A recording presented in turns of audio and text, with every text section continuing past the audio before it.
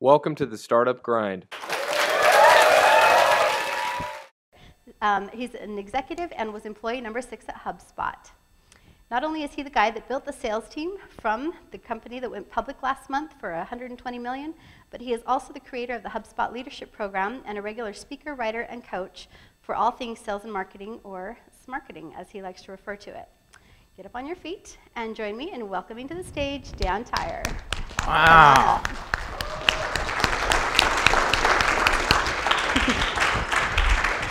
How's Cool. that for a welcome? Very good. Oh, yes. Oh, Thank yes. you very much. Have a seat. All right, so just as much as we like to hear the story of business, we like to hear the story of people that make business happen. So we are going to start by getting to know Dan a little bit. Tell us about your early life. Where are you from? What sort of family you grew up in? All that good stuff. All right, that's a layup. I like that as the first question. Born in Washington, D.C. 3 years old, moved to Washington State, moved back to Westchester County, right? Ossining. Anybody know Ossining? New York, it's where Sing Sing Prison is. Oh, my. I know. I wasn't associated with the prison, but grew up there. Went to Ossining High School. Growing up in Westchester is heavily influenced by New York City. And so I have always considered myself a New York kind of person. Went to school at Colgate University in upstate New York, and have lived in San Francisco, L.A., New York, Manhattan, Boston, and for the last 16 years here in Phoenix. Which one's your favorite?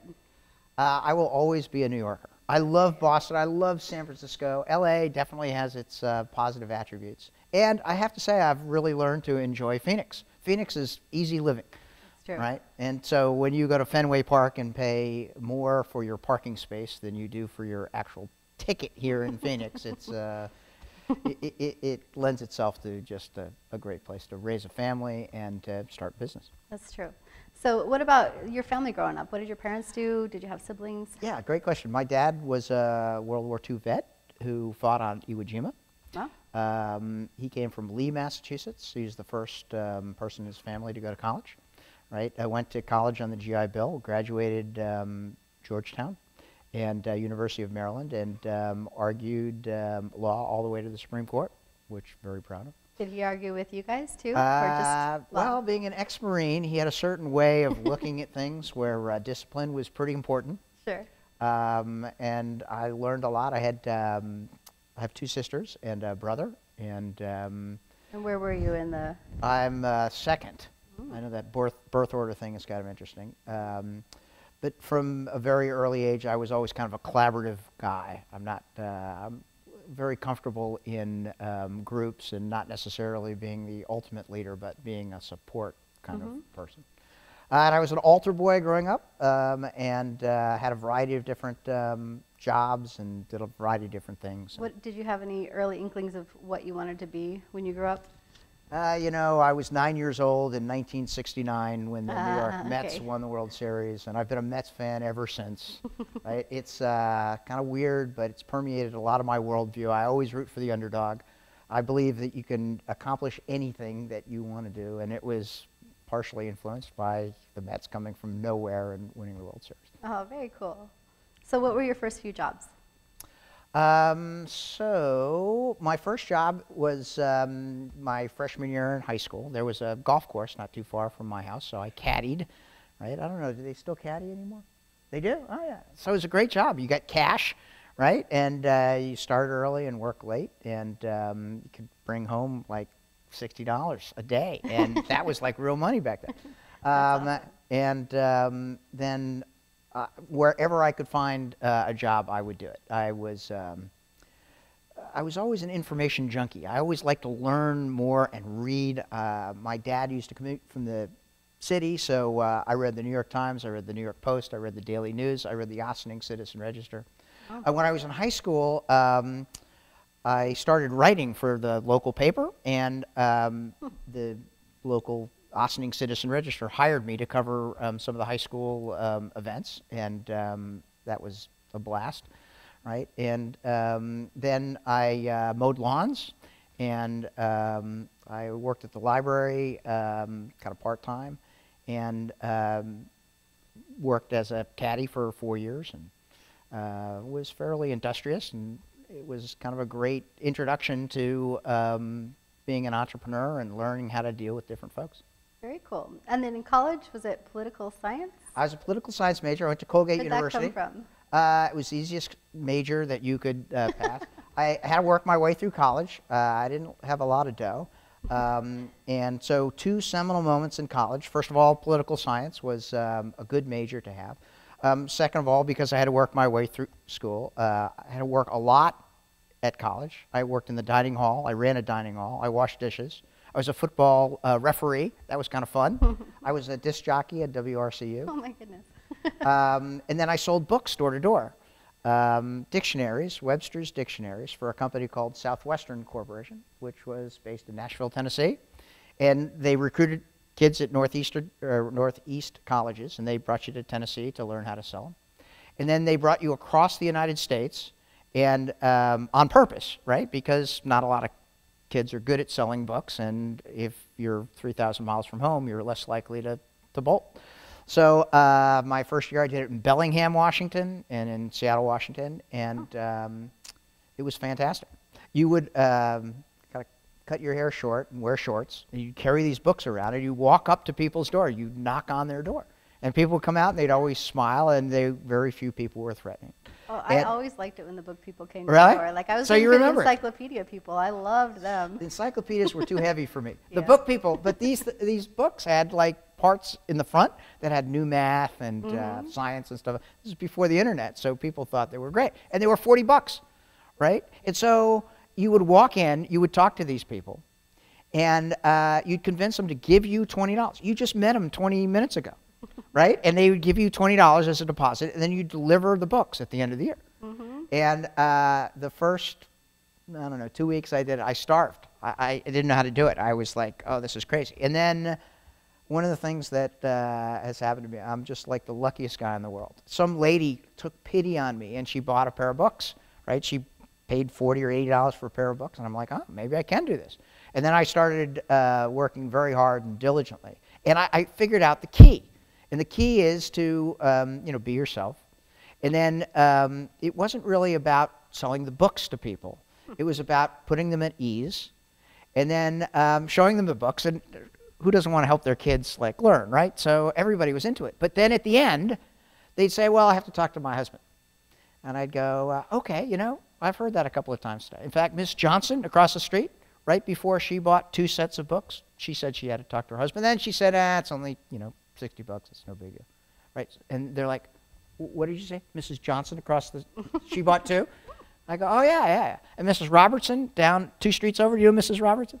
And they're like, "Yeah, we know Mrs. Robertson." So that she got one for each kid, right? And then I dumped my whole kind of sales case out, and then I had all my old kind of things, and people are like, "All right, sign me up, I want." Oh. So.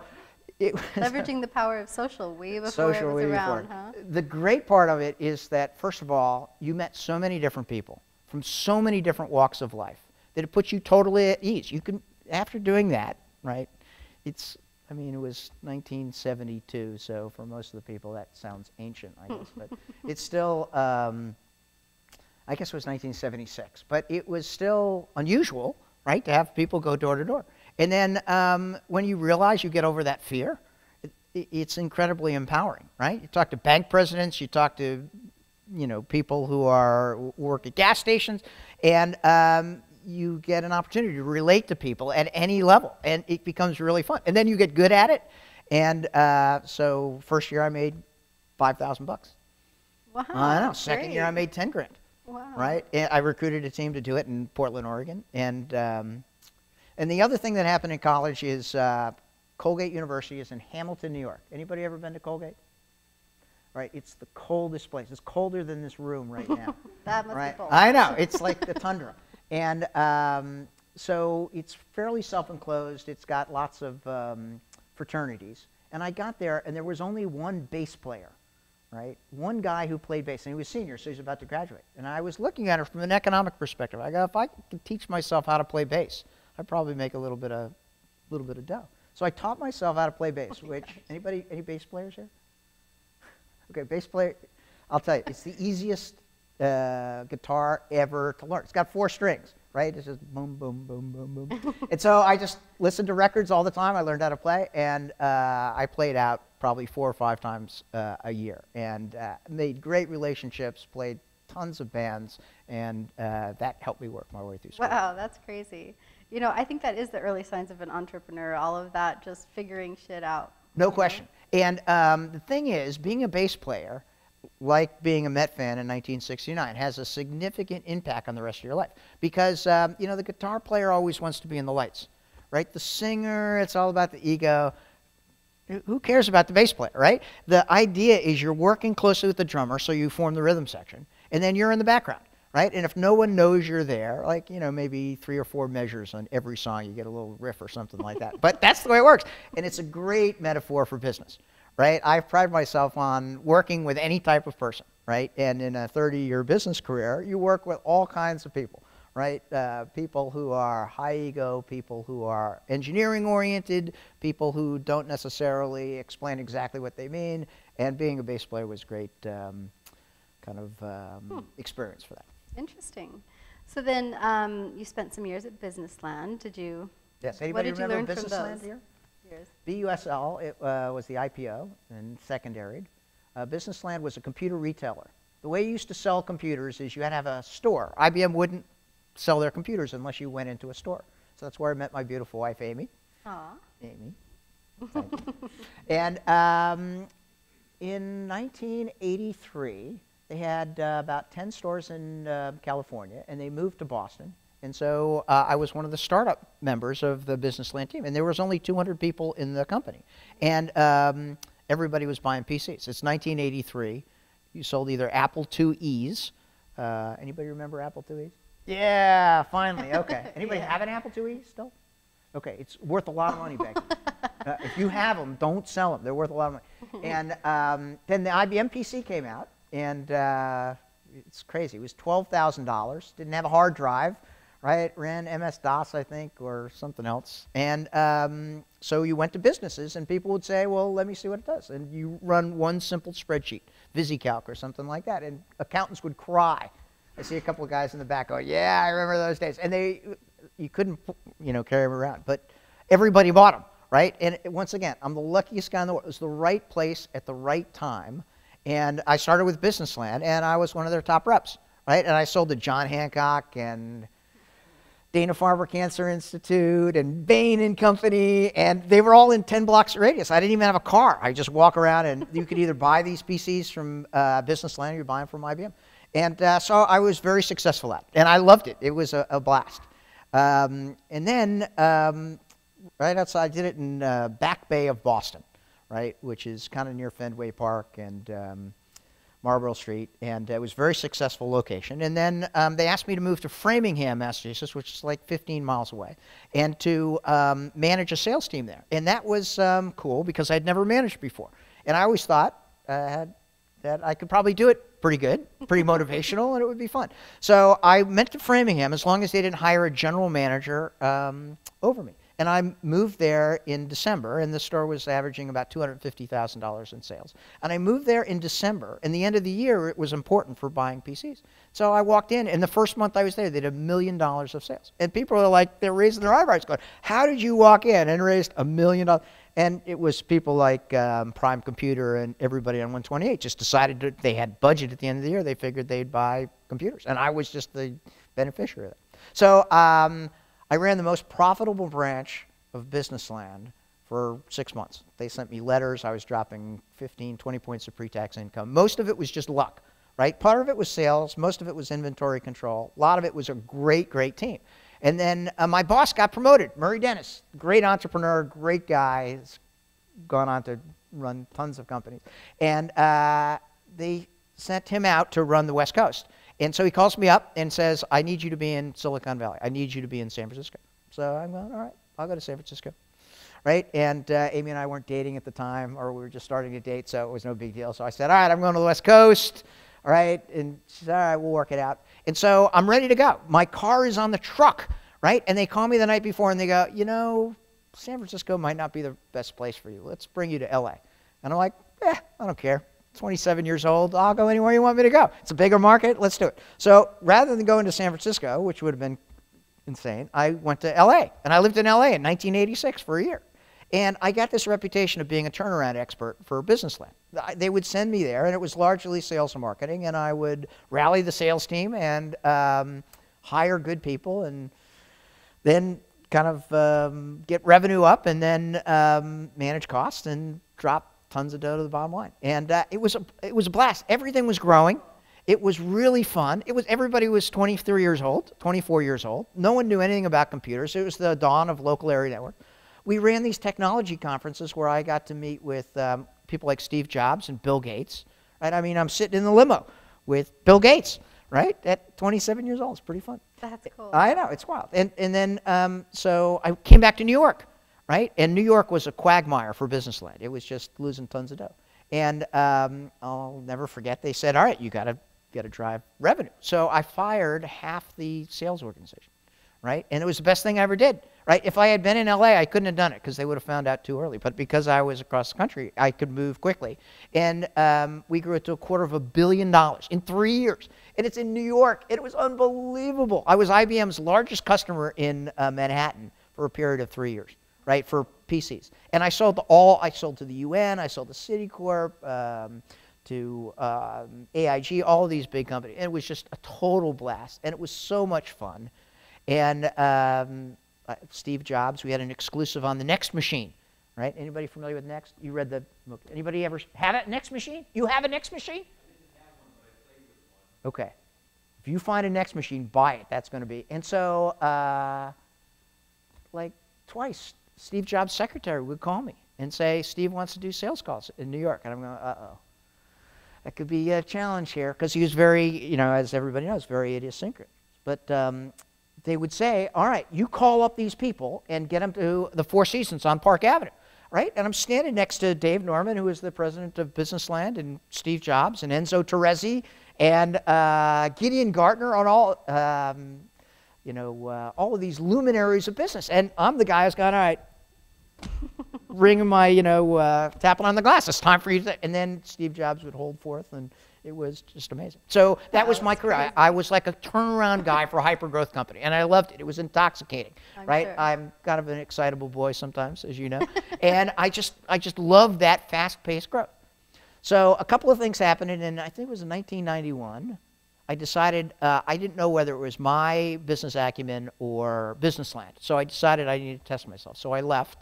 And I went to a place called Copley Systems Corporation, which was the largest independent reseller of HP computers, right? And they were in Westwood, Massachusetts, and we brought it from $30 million to $100 million and sold it. And there was one deal that is noteworthy, that, once again, I'm the luckiest guy in the world, right? Because as an independent dealer, right, they only wanted to really sell to the big chains. So as an independent dealer, to get the best pricing, you had to move a fair amount of units. Right, so there was this federal agency called the Resolution Trust Company, when everything went in the can with the savings and loan thing, where these guys created this kind of department of the government, like overnight, and they needed all of these laser jets. So my buddy Mike Farrell comes to me and says, all right, we need this revenue so that we can maintain this buying level. I want to bid it at cost, right? And I said, I don't know. We can't really make it. I mean, that's ridiculous, bid it at cost. But we needed it for that level, so we bid it at cost. The next week, the price of the laser jet dropped by 35%. And because it was a federal contract, right, they had to buy at the old price. And we made money hand over foot. It was ridiculous, all right? And it was just luck. It was just luck. And so Mike Farrell grew this great business, and the company grew to $100 million, and we sold it a couple of years later. Very cool. So then I'm sitting on a beach. I'm being recruited by this guy, Brian Hinsman. Brian was this MIT whiz kid who created Polycom. You ever go into the conference rooms and you see those, they look like starfish? Exactly, right? They're like really cool, and they're black. And so we're talking about moving to Silicon Valley, and I'm sitting with my beautiful wife, and she goes, all right, here's the deal, right? We've been married, I don't know, 6 years. She goes, you've been talking about starting your own company for a while, okay? I'll move to Silicon Valley if you'd like, but no more yapping about you starting your own deal. All right, and so I said, all right, you're right. So I closed my book. I told Brian no, and I started this company called Automated Labor Incorporated, okay, which was the worst name ever in the history of the world. People go, are you a temporary firm? Is it a robotics company? And it was ALI. It was built around Lotus Notes. The old guys over here, you must know Lotus Notes. Yeah. You and I are the same era. Anybody else know Lotus Notes? All right, yeah, nice. Ray Ozzie was the inventor of Lotus Notes. And once again, I timed it perfect. Version 2 was kind of struggling. Version 3 just came out. And my brother-in-law worked for Lotus, and he knew Lotus Notes. So he and I and this guy, Brian Logan, started in my living room. My wife lent me a little bit of dough, and we were off talking to people. We ran a training center. And in our first year, we did $200,000 worth of revenue, and I was ecstatic. By next year, we did $1.2 million.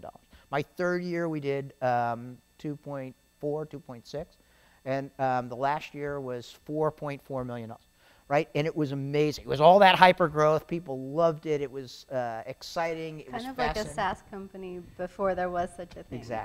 Exactly. You still had to put like the software in the computer, right? Those disks. So I know it dates me. But it was a great group of folks, and I worked closely with Lotus. And one of the guys that I met there was this guy Randy Eckel, who ran InfoImage. Anybody know InfoImage here? Okay, so InfoImage was on Central and Indian School, and Randy built a $10 million company. And he goes, "What happens if we combine? And we'll be the biggest Lotus Notes reseller, professional services company, training organization in the United States."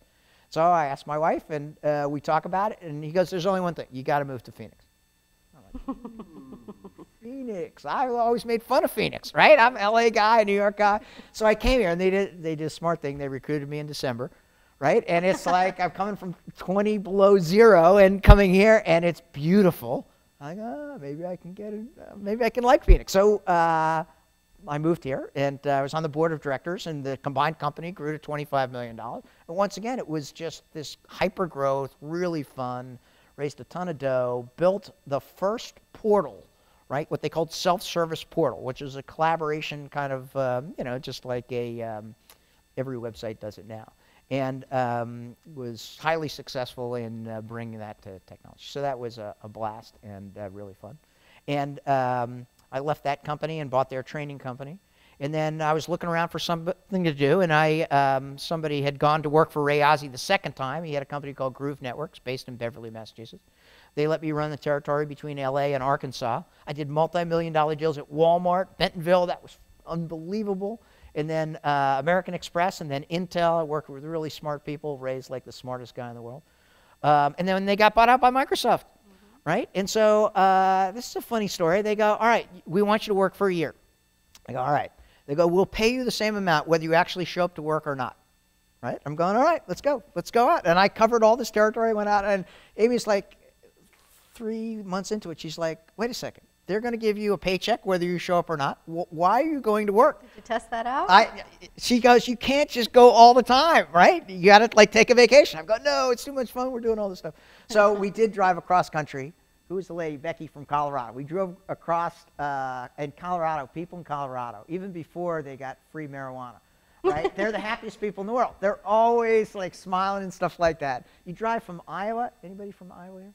Oh, we do have a couple. Iowa is like down-to-earth kind of stuff. They're not as euphoric as Colorado. Colorado, they're just like always happy. And so I don't remember how I got on that tangent, but it was, I worked for Microsoft. Microsoft, it was a really good company, and I learned so much at Microsoft. It was a blast. They were so committed. I would say about 40% of the people were really into it. About 20% were loafers, but all the senior level guys were always on point.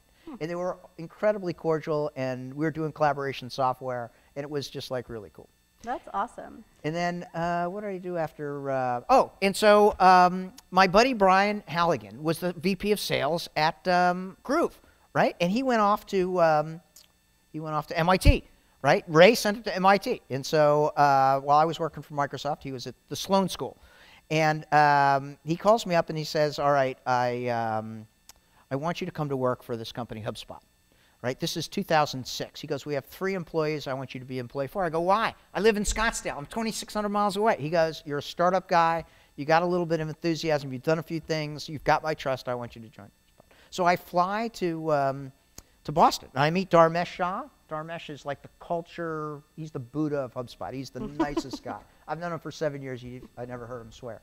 right? He's super smart. And I meet Patrick Fitzsimmons, who was employee number 3, and Brian, and they explained to me this business model about HubSpot that has nothing to do with the business model today, right? And so I turned them down. I said, nah, it's not that interesting, and I became president of a software company here on Camelback and 24th. And they were devastated, and they're like, oh my goodness. And so that was like over the summer. And then in the fall, Brian calls me up and he says, all right, we pivoted. We got a new business model. Do you need leads? And I'm running this company, Helm Software. And I go, yeah, I need leads. He goes, I can help you get leads through your website. And I'm going, all right, let's give it a try. So I was the 3rd customer for HubSpot in their new business model. Very all right, cool. so then we sell that company to private equity. And I'm looking around for something to do. I call Brian and say, can I use your network to find a new job? He goes, no, no, no, no. You're coming to work for me. Right? And I'd already used the software. I already knew that kind of generating leads for a website was unbelievable. So I started as employee number 6, and I've been doing it for 7 years. Tell everybody a little bit about like just the founding story of HubSpot, because I found that really interesting, the problem that they saw and the solution that they saw. How many people know HubSpot? Woo-hoo! It makes me so proud. How many people have a pretty good opinion of HubSpot? Right, almost the same amount of folks. All right, if you hate us, you can put your hand up, or you can talk to me later. But we feel very strongly about creating an ecosystem where we don't sell, we help. Right, in the 21st century, right, you can't hard close anybody anymore. Right, you couldn't really do it in the 1980s and 1990s. But there's a fundamental change in the way people buy. Right, in 2005. When you bought something in 2005, Christy, what did you do? I don't even remember. All right, 2005. Cameron, what did you do in 2005? Right, if you want to buy something, what did you do? You go to the store, exactly. I was Amazon by then. Okay. What you typically did is you asked somebody, a trusted advisor. Doesn't matter if it's software, bicycle, if it's organic dirt, if it was a babysitter, you asked somebody. This is before really Google started kicking in. You still had Amazon and things like that, but it was in the very early days. Right now, Facebook. Yeah, now you see every week people say, I need a new babysitter, I need a CPA. Does anybody know a executive recruiter that can work in the digital agency world, right? And so now social media, social network, social bookmarking is all about that word of mouth, but now you Google it. Now why do you Google it? Why do you use Google? Anybody? Google? You've got information, you've got opinions, you've got third-party opinions. What else? It's fast. You get 1.5 million responses in a microsecond, right? And the most important thing is you can maintain control. You can do anything you want. You don't want any kind of swarmy salesperson calling you up and qualifying you. You want all the information right there so you can move at your own damn time frame, right? And so this is magical. What this means is that, first of all, marketing used to do 5% of all of the sales process. They used to generate leads, and they were always in the doghouse. They generated either not enough leads in their doghouse, or they generated too much leads, and they were in the doghouse because they were not quality enough. And the sales guys were pumping their chests. They were walking across the stage. If you were on the board of directors, you wanted to juice revenue. You hired more salespeople because they engaged the prospect, right? They talked to the prospect. They qualified the prospect. They brought them through the demo. They worked through the objections. They brought them through the closing. They did 95% of the stuff, right? But that doesn't happen anymore,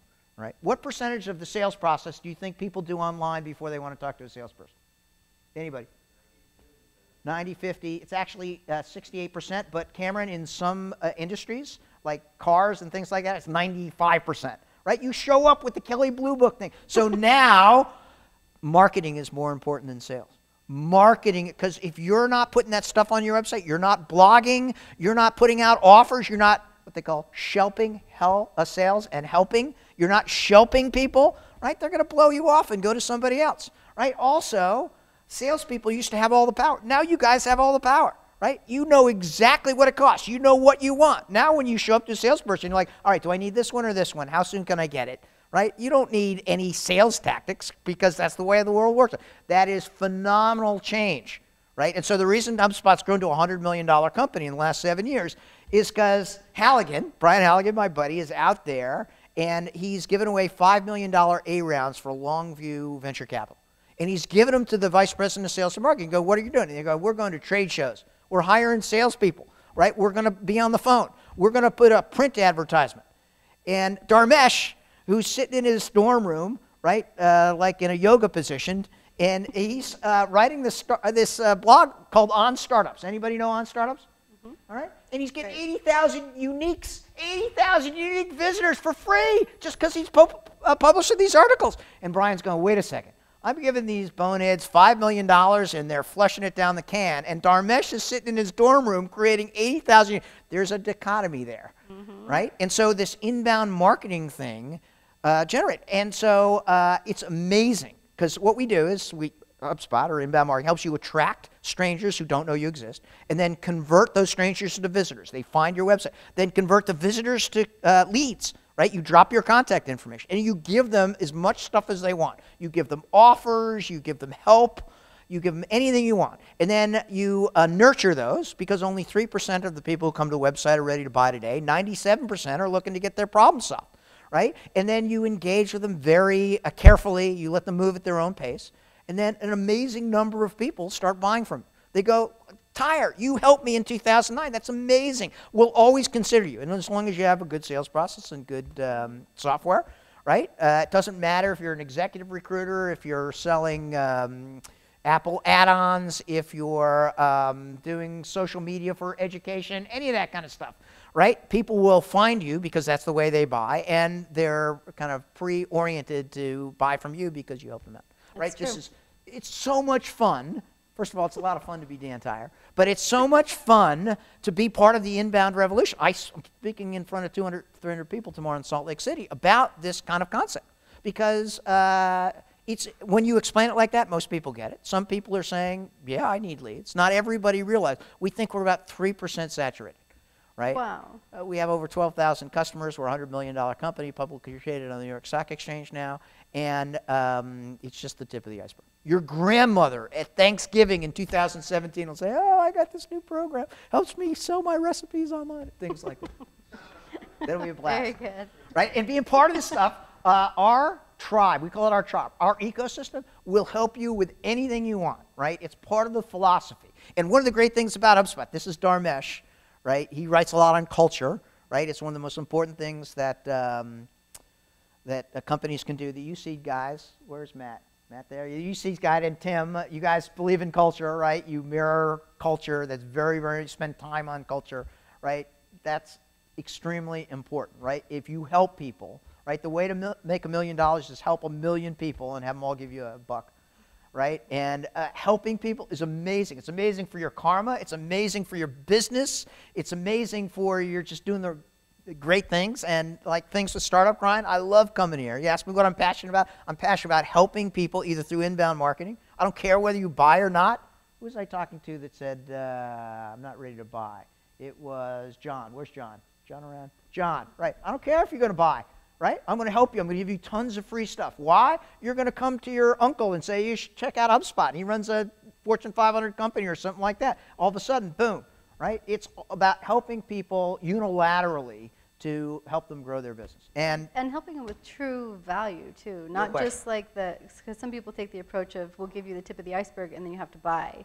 That's but right. HubSpot has more of the approach of, we're going to give you legit helpful stuff here. That's right. And that, we I have think, 400 is a key ebooks. differentiator. 400 ebooks. You want anything on inbound marketing, I got an ebook for it, right? And I'll give it to you free. And you'll download it, and sometimes you'll even read it, right? And if you want my help, the thing about HubSpot is it's an MIT spin-out, right? So it's all these nerds, right? Once again, I have no idea how I hooked up with these guys because people like Brad Coffey and Eric Richards and all these guys, they're Allison Ellsworth, they're so smart. It makes your teeth throb for crying out loud. They just study all the data all the time, right? And we figured out very early that if you help people like this, a certain amount will come back and buy and stay with you as customers. And so the HubSpot story it's been the crowning achievement of my business career. And I've been lucky as heck. I mean, 5 startups and 2 were bought out by Microsoft and 2 IPO'd. Yeah. Who has that kind of That's cool. average? So then at HubSpot, your Yeah. role has been sales, building the sales team, All right, right? so I reported to this guy, Mark Roberge. He was the vice president of sales, right? I was the first salesperson at HubSpot. So I went from being a president of a software company to on the phone, right? Talking to people, right? Like prospecting, like picking up the phone. In the early days, we cold called because we didn't have inbound leads, right? And it was fascinating. I loved it. The reason I did it, first of all, Mark Roberge, Pete Caputa, Brian Halligan, Dharmesh, these guys are the smartest guys in the world, right? They're not salespeople. They're engineers. They look at this with such a deep understanding. Danny Hertzberg and Corey Beal and Jitu Mahatni, these guys just have so much brain power that I feel like the caboose. They're leading all this stuff. They're doing all this stuff. But I like to get in there, and I like to talk to people and figure it out as well. And so Mark Roberge, my first day, right, I'm standing there, and he's going, oh, yeah, that's what HubSpot does, create leads. Yeah, oh, yeah, we can put it on American Express. And, oh, yeah, just give me the numbers right there. And he took the credit card over the phone. I go, I want that skill. And so I started jumping on the phone, and those guys taught me everything I needed to know. And it was so much fun. And in the early days, we started selling to our friends because that's the only people we knew. And then we figured out that, so Mike Volpe is our CMO. He's the best CMO in America. He's a Sloan guy as well. Big kind of guy. Working with Mike is like working with Phil Collins. People will come up and they go, oh, my God, you're Mike Volpe. And they'll squeeze him and hug him. And I got it on tape. I know they do it. And he's so much fun. And he says, right, we're just starting to get inbound leads. This is September of 2007. I go, I need more of those inbound leads.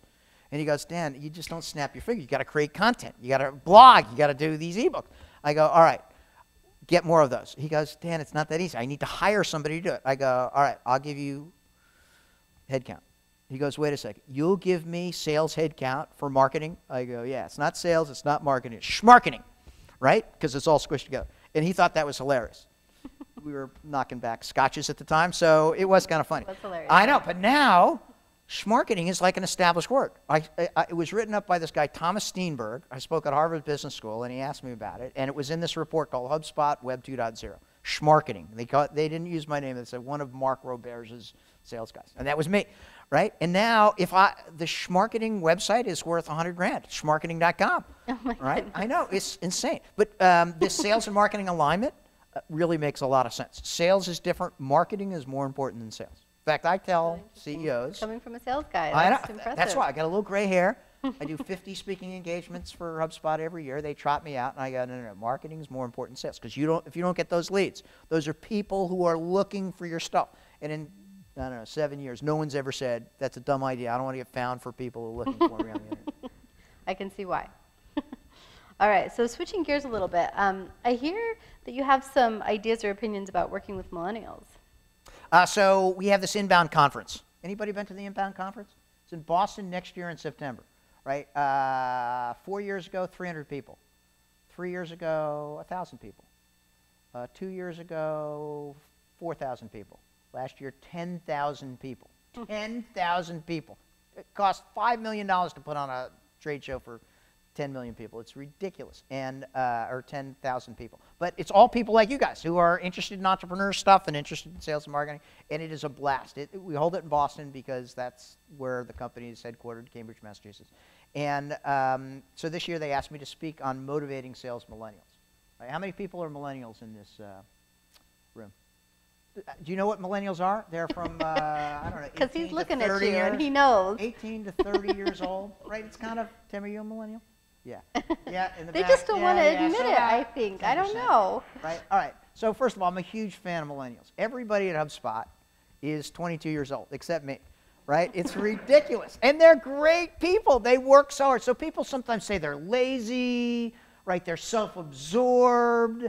They're out in the stratosphere. That is total horseshit, right? They are hardworking, the ultimate stalkers when it comes to sales and marketing. They can figure out everything. They walk around with a supercomputer in their pocket. And I'm a huge fan. So the people who are like making fun of them or chastising, they're just old and bitter, right? And they got to move off of it because millennials, they're like 30% of the population now, right? And there are like millions of 24, 25, and 26-year-olds, and they make great sales talent, right? And they're super motivated, and they just don't want to work for the man. What they want to do is work for something with passion. Yeah, that and means something to to recruit them and work with them, you need to have a mission, right? You need to be doing something that really makes sense. You need to be more than just a job.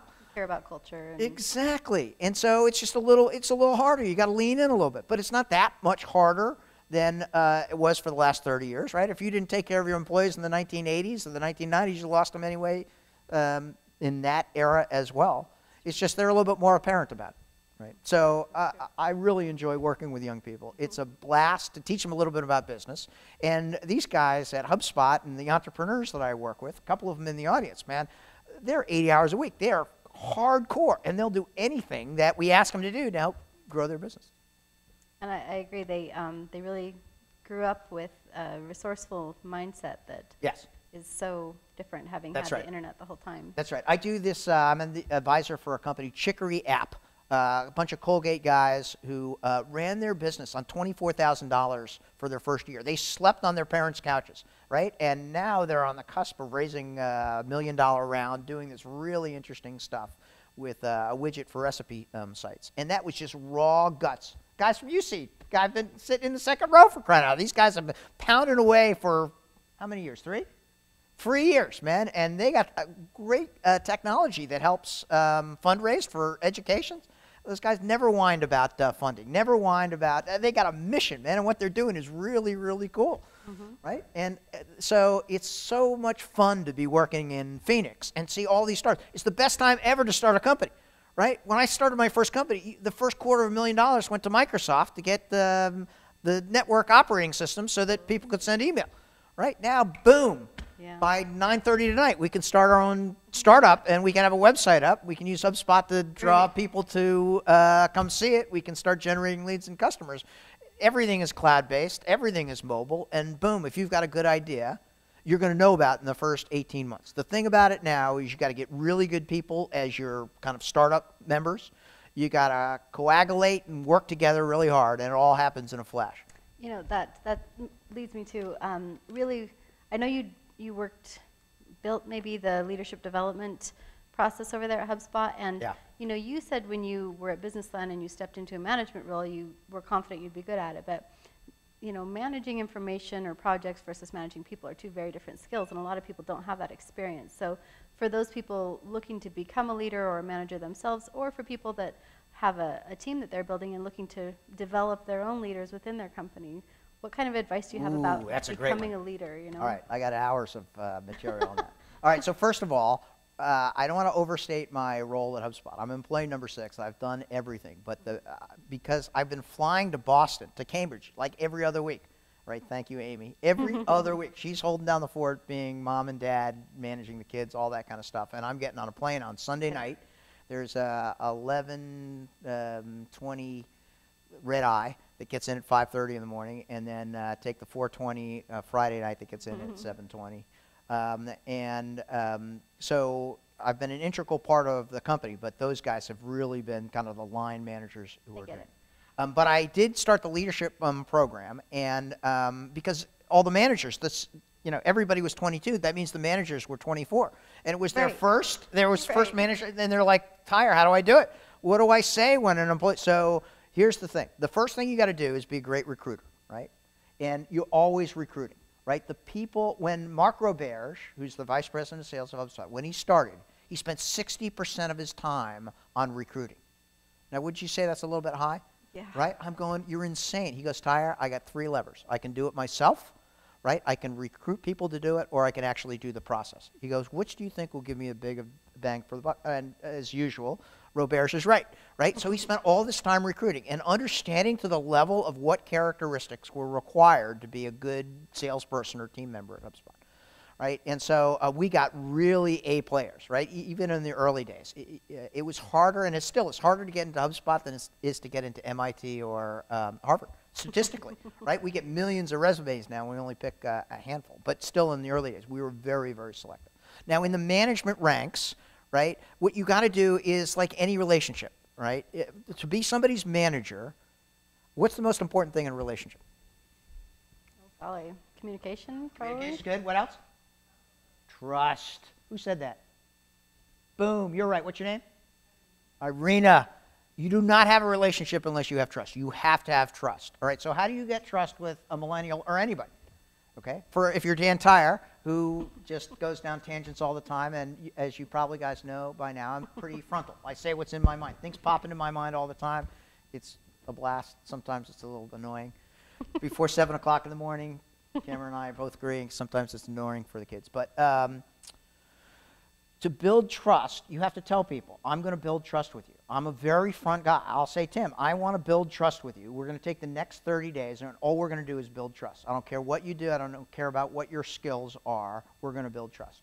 And you're going to look at me and say, all right, no one's ever said that before, but we'll try to build trust. I'm going to say, if I violate your trust, I want you to let me know. That's a very hard thing for somebody to do, right? We've only known each other for a couple weeks, but if I violate your trust, right, you've got to tell me, right? And I'll do the same thing, right? And I have no problem saying you violated my trust because I've done it for 30 years when it comes up. But people, you can see their body language changes a little bit. They're like, wow, that's pretty interesting. So the next thing I tell managers, new managers, is you've got to understand about your people, right? So ask them, how do you want to be managed, right? And now I got a little bit of a shtick, so I get a new employee. I say, all right, I'm Dan Tyre. I'm the best manager you're ever going to have. I'm going to ruin it for everybody in the next 30 years. I'm going to be your greatest manager ever. And they're like, oh, my God, this old guy, what's he coming around? What's this deal? And I go, all right, how do you want to be managed? And they're like, what? What are you talking about? I go, who's your perfect manager?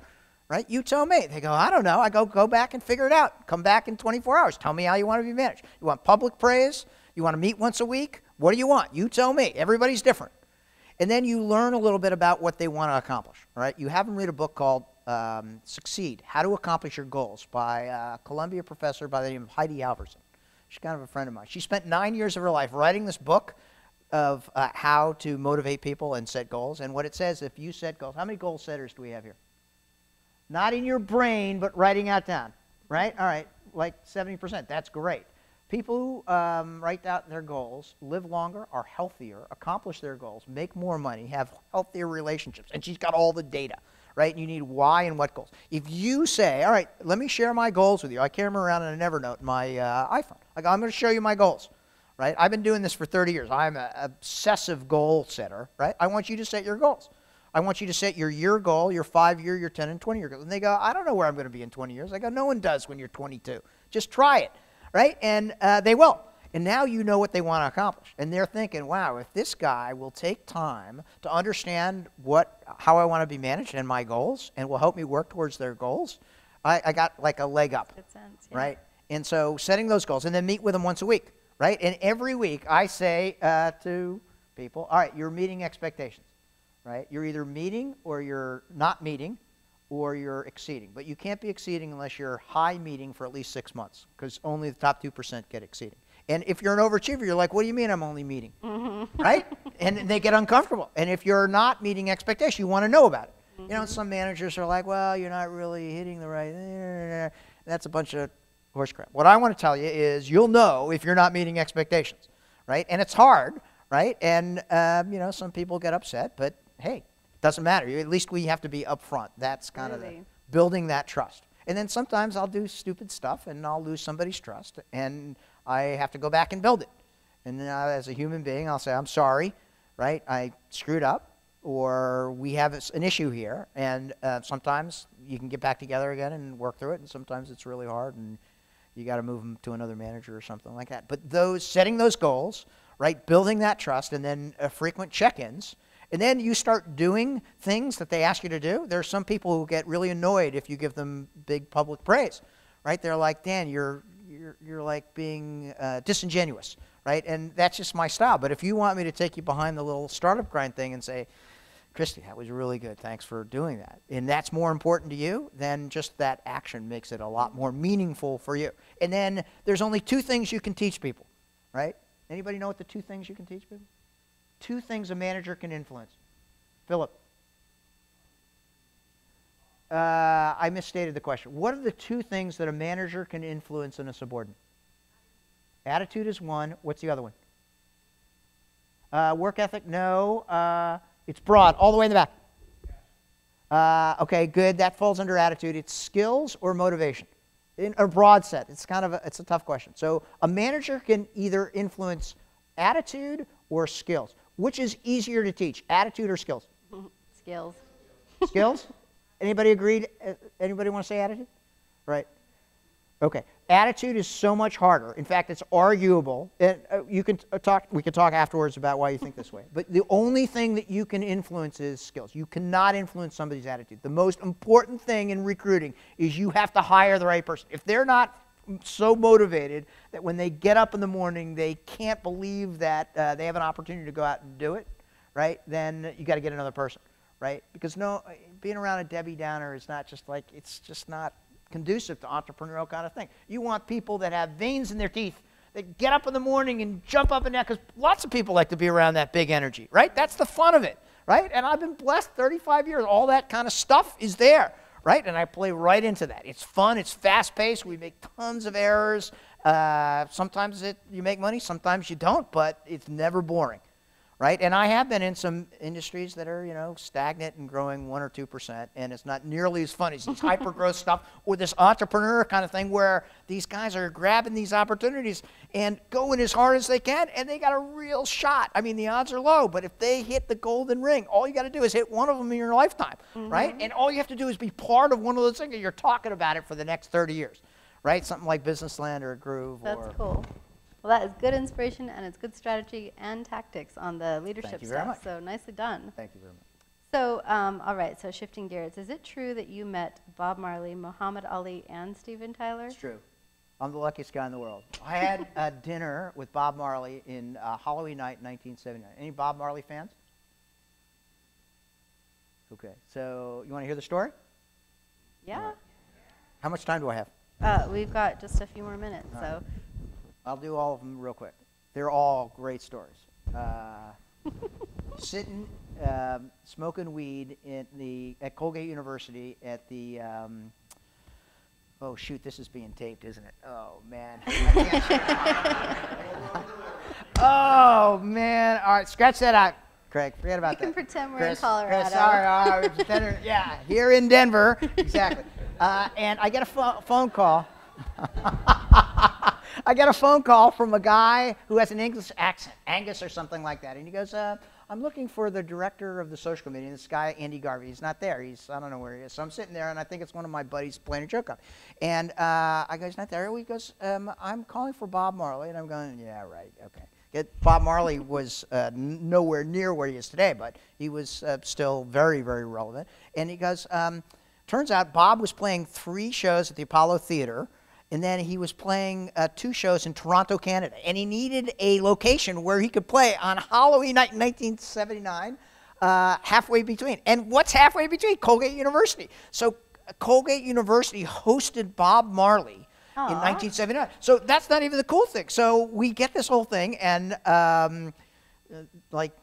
Halloween day, these 2 big buses come up in Hamilton, New York, and come to the big front entrance of Colgate University.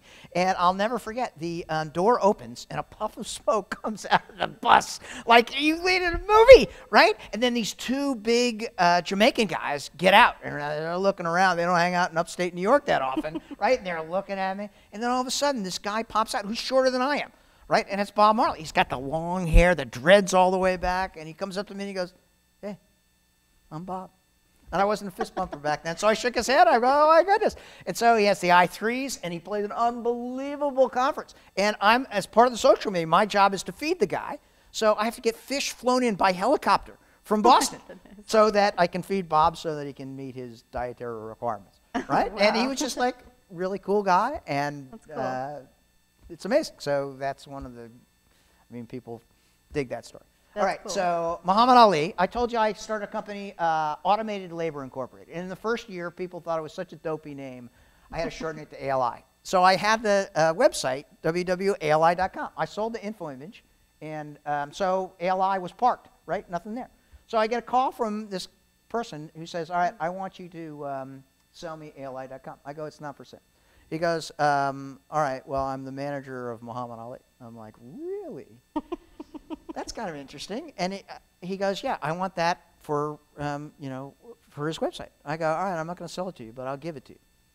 And he's like, you'll give it to me? I go, yeah, the only thing, I want to meet him when he comes to Valley. And he's here all the time. He lives here half the year, right? So he comes for the fight night and Parkinson's stuff. So they go, all right, if you give us the thing, first of all, they send me all of this great paraphernalia, all these autographs, and I got this beautiful picture of Muhammad Ali right next to my desk, and I got signed boxing gloves and all these kind of things. Cool. And they say, all right, this is what happens. Sometimes he has good days, sometimes he has bad days. But he can make it on Thursday, right? He wants to come and visit you at work, and we'll call you. No press. No press. You can't tell that anybody. They call me on Wednesday and say he's coming on Thursday. They call me Thursday morning and says he's on his way.